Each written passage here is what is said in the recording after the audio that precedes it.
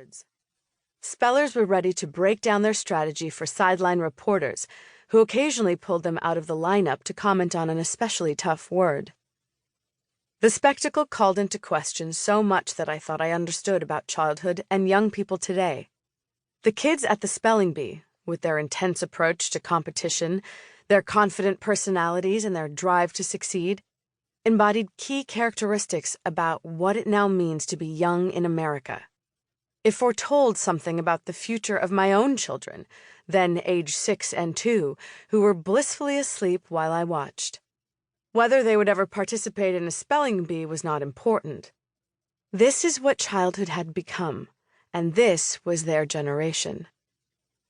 In the end, there were no participation trophies, not even a runner-up trophy.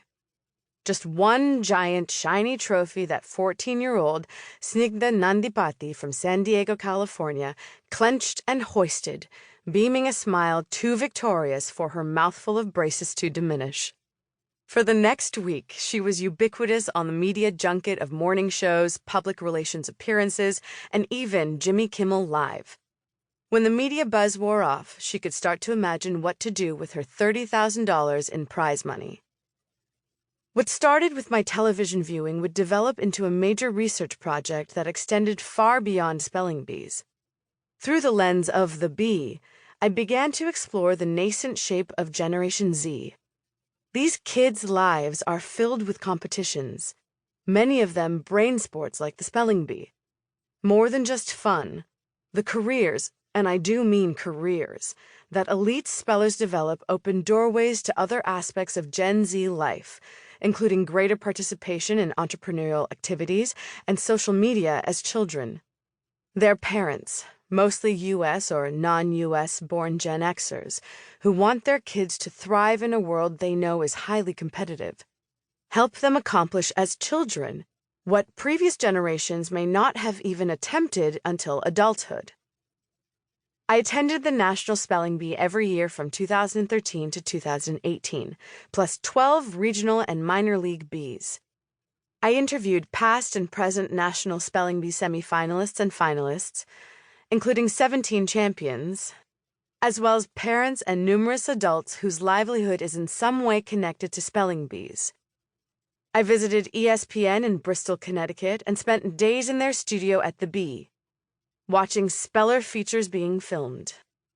I spent hundreds of hours observing, talking with, and getting to know elite spellers and their families over several years, seeing them once or multiple times a year at different competitions.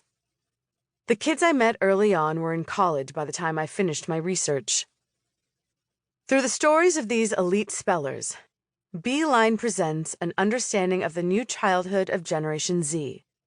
It argues that this generation exemplifies a unique phase of childhood that is the product of heightened competition for kids, distinct U.S. and non-U.S. born parenting styles, and the affordances of social media.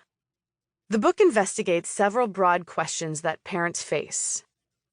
What is the right balance for kids between competition, play, and preparing for professional life? Which parenting styles are best suited for childhood now? Can the contributions of immigrants mean something more impactful for Gen Z? And how is American society responding to these dramatic changes? Focusing on the intensity of kids' lives today, it draws on studies in anthropology, education, child-rearing, language, and culture, and my own experiences as a Gen Xer, child of immigrants, and parent of 2 Gen Z kids. The chapters connect the rise of competition to shifts in generational characteristics and immigration, and examine how childhood is becoming increasingly professionalized. Chapter 1, Kids Today, lays out the basics of generation, childhood, and immigration. Chapter 2, Brain Sports and Kid Competitions, and Chapter 3, Spelling Bees, delve into the intricacies of the contests, looking at the rise of brain sports and how they are linked to human capital building, focusing in particular on spelling bees. Chapter 4, Gen Z Kids, and Chapter 5, Parents of Gen Z Kids, provide in-depth looks at what gives America's newest generational cohort its distinct character. Chapter 6, Bee Week, Chapter 7, Become